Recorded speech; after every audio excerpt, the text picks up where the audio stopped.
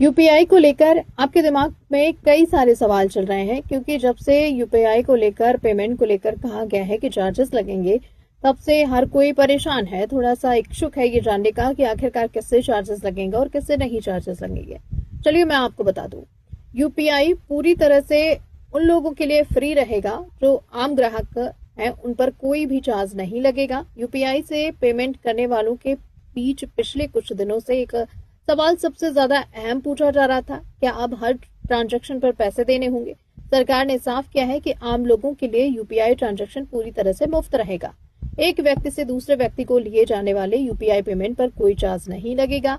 ज्यादातर दुकानों और कारोबारियों को किए जाने वाले यूपीआई भुगतान भी बिना शुल्क के जारी रहेंगे।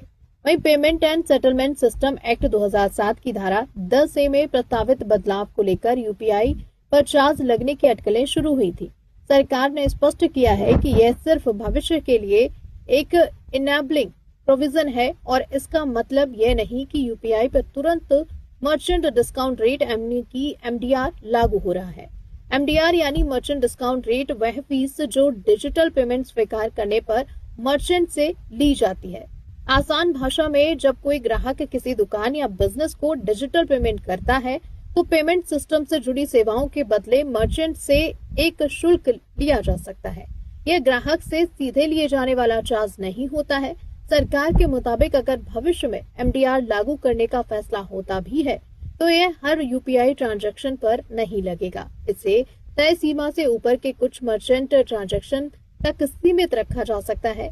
इसकी दर डेबिट और क्रेडिट कार्ड पर लगने वाले एमडीआर से भी काफी कम होगी।